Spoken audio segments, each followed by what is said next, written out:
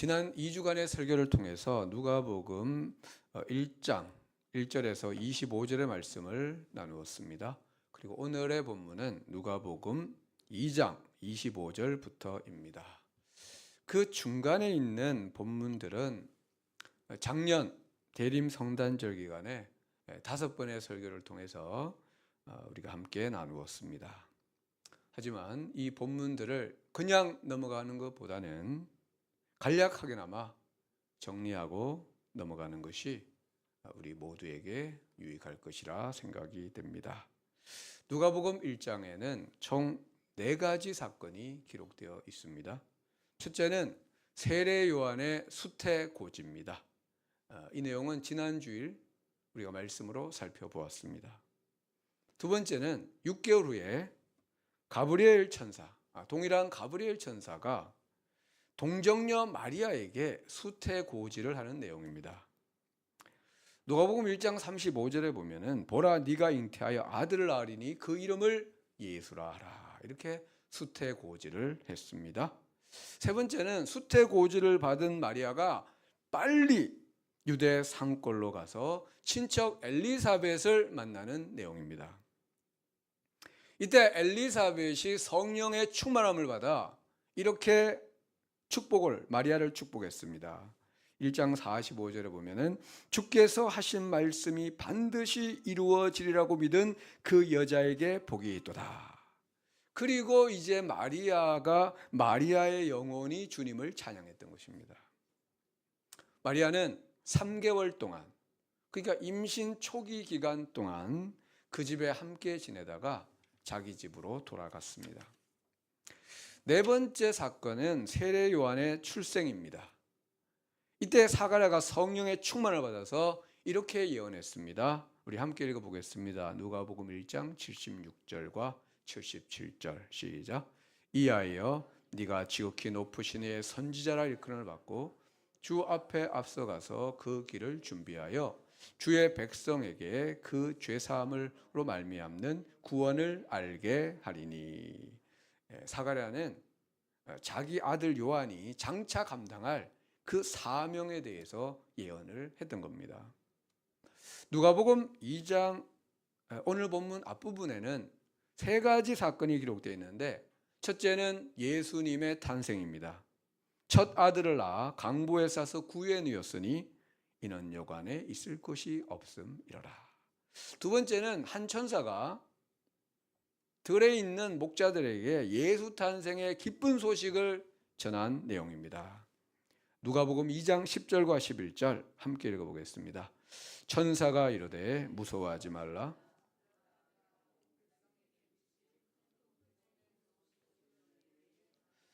오늘 다윗의 동네에 너희를 위하여 구주가 나셨으니 곧 그리스도 주시니라. 세 번째 사건은 예수님 탄생 40일째 되는 날 요셉과 마리아가 아기 예수님을 데리고 예루살렘 성전에 올라가서 정결 예식을 행하는 내용입니다. 여기까지가 우리가 작년 대림 성탄절 기간에 나눈 말씀인데 기억이 나시지요? 네. 그리고 오늘 본문 누가복음 2장 25절 이하의 말씀은 이 예루살렘 성전에서 아기 예수님을 만난 사람들에 대한 내용입니다. 우리 25절을 같이 읽어보겠습니다. 시작. 예루살렘에 시몬이라는 사람이 있으니 이 사람은 의롭고 경건하여 이스라엘의 위로를 기다리는 자라. 성령이 그 위에 계시더라. 아멘. 여기 시므온이라는 이 사람은 성경에서 여기만 나오는데 그가 어떤 사람인지, 뭐 하는 사람인지, 그의 고향, 지파, 직업, 나이, 직분 등 아무것도 알려진 게 없습니다. 사실 우리는 이런 것을 알아야 그 사람을 안다고 생각합니다. 그런데 성경은 그런 정보를 하나도 제공해 주지를 않습니다. 근데 우리가 이 25절을 자세히 보면은, 여러분 한번 자세히 보십시오. 그가 어떤 사람인지 많은 것을 알려주고 있습니다.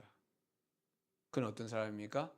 첫째, 의롭고, 둘째, 경건하며, 셋째, 이스라엘의 위로를 기다리는 사람이라.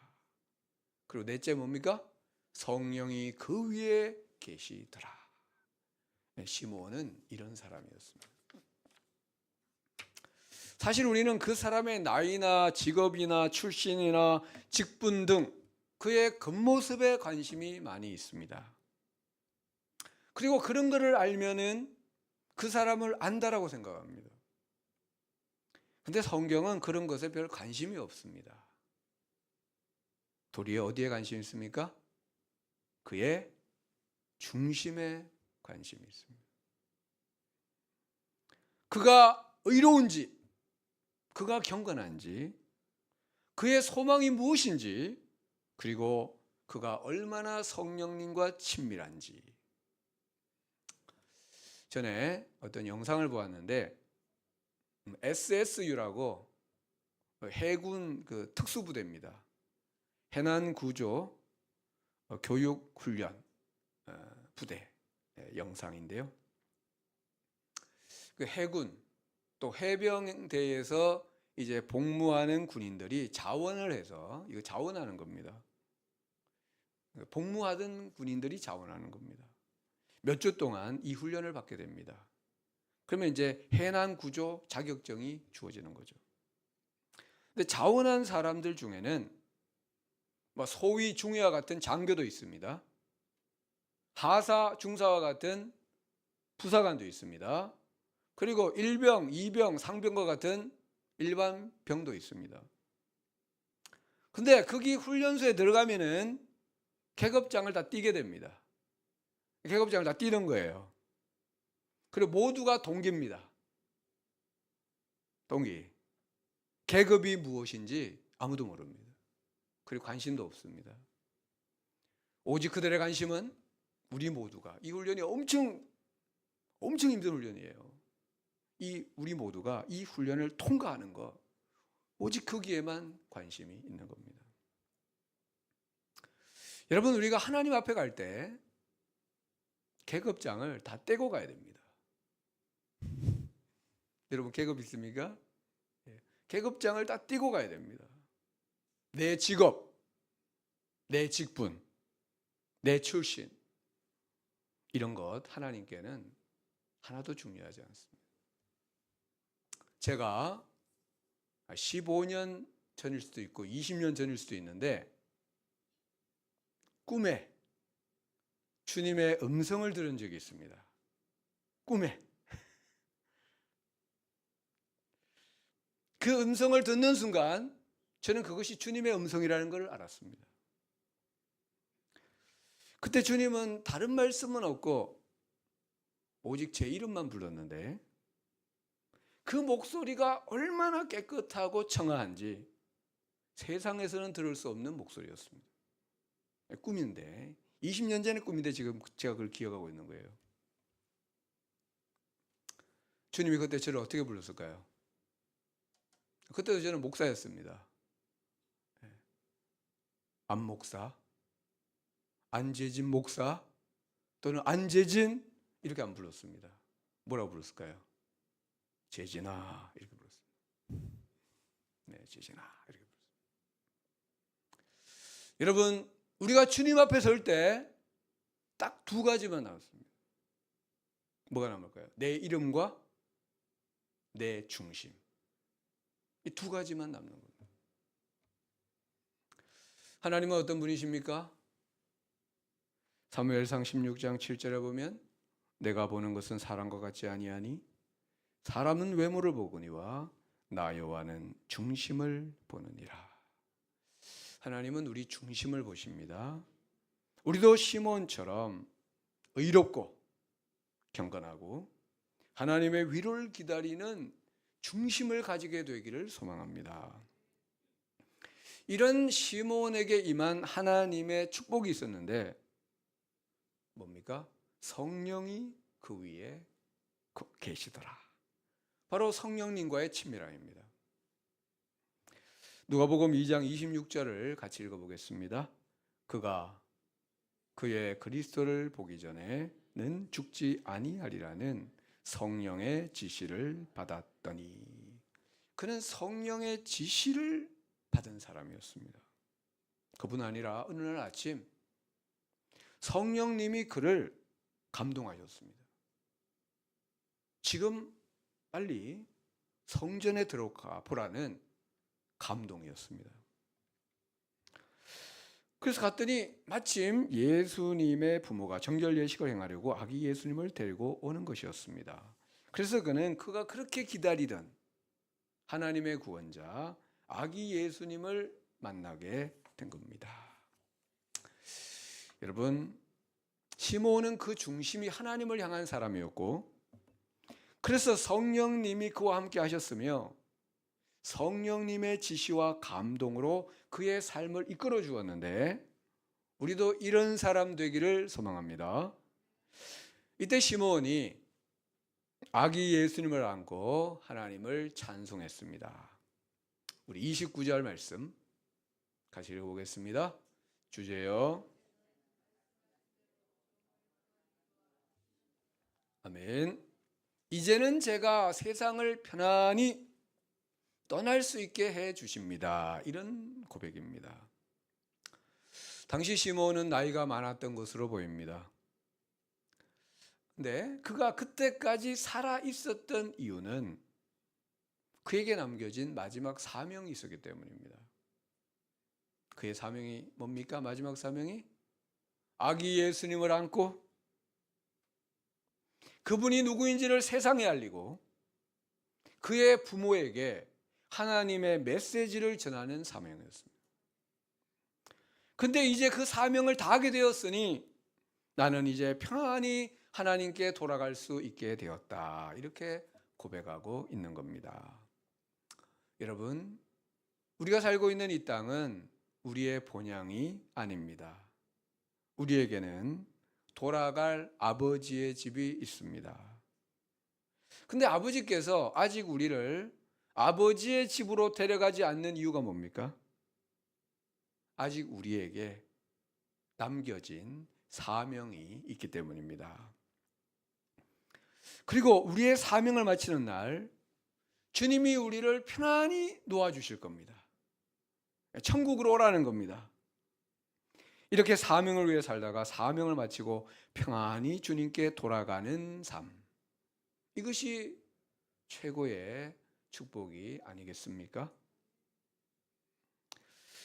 주님이 우리에게 이 영광의 교회를 개척하게 하면서 세 가지 사명을 주셨습니다. 첫째는 이 땅에 죽어가는 영혼들을 구원하고, 둘째는 무너진 다음 세대를 일으키며, 셋째는 열방을 복되게 하는 이 사명을 주셨습니다. 어제와 오늘 우리 교회에 두 가지 사역이 시작되었습니다. 어제는 기도하는 엄마들 세미나가 시작되었고, 오늘은 중등부 예배가 시작되었습니다. 할렐루야.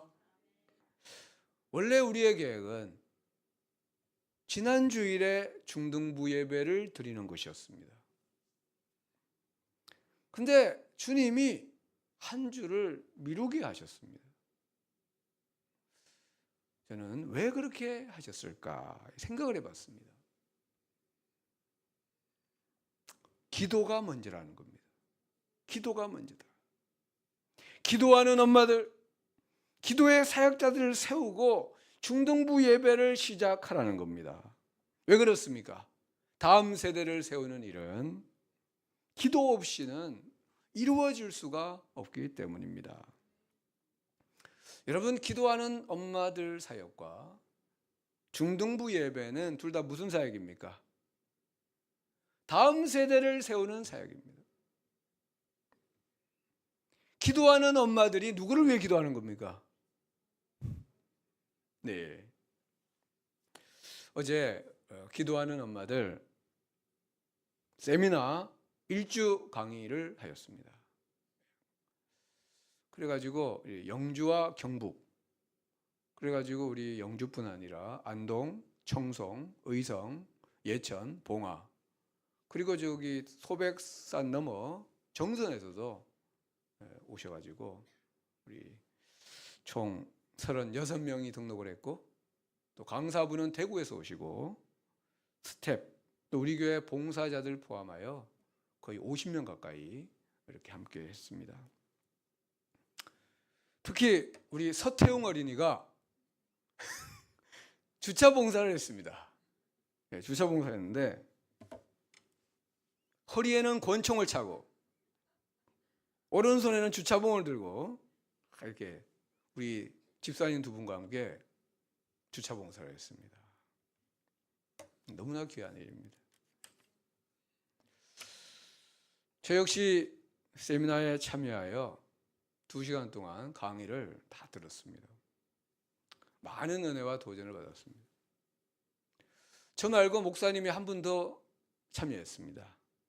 안동 행복한 교회 목사님이신데, 사모님과 교인들을 이제 태우고 차량 운행을 왔다가 이제 강의를 들은 겁니다. 이 목사님은 3번째 듣는다고. 차량 운행을 벌써 3번 간 거예요. 3번 가가지고 다 듣고 들었던 겁니다. 강의 내용 중에 기도하는 엄마란 누구냐 이렇게 되어 있습니다. 어떤 특정한 아이나 학교를 위해 기꺼이 기도하기 원하는 그리스도인 엄마들, 할머니들 혹은 여성들.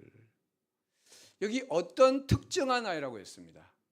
이 아이는 나의 자녀일 수도 있고 손자, 손녀일 수도 있고 조카일 수도 있고 하나님이 감동 주시는 교회 학교 학생일 수도 있고 다음 세대일 수도 있는 겁니다. 꼭 내 자녀만 위해 기도하는 건 아닙니다. 하나님이 감동 주시는 그 누구를 위해 기도할 수가 있습니다. 오늘 우리 교회에 중등부 예배가 지금 1층에서 드려지고 있습니다. 오늘 2명 또는 3명 친구가 교회에 와서 예배 드리고 있는 것으로 알고 있습니다. 근데 이 학생들 대부분은 부모님이 교회를 안 다니십니다. 무슨 말입니까? 기도해 줄 사람이 별로 없다는 겁니다. 여러분이 이 아이들의 기도하는 엄마, 기도하는 아빠가 되어주시기를 바랍니다.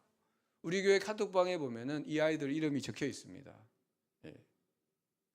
여러분이 이 아이들을 가슴에 품고 기도해 주시기를 바랍니다. 그때 이 아이들이 믿음의 세대로 자랄 것이며 한국 교회와 한국 사회의 다음 시대를 책임질 믿음의 세대로 성장할 줄로 믿습니다. 시몬은 아기를 안고 하나님을 찬송하면서 이 아이가 누구인지를 선포했습니다. 우리 30절과 30절에서 32절을 같이 읽어보겠습니다. 내 눈이 주의 구원을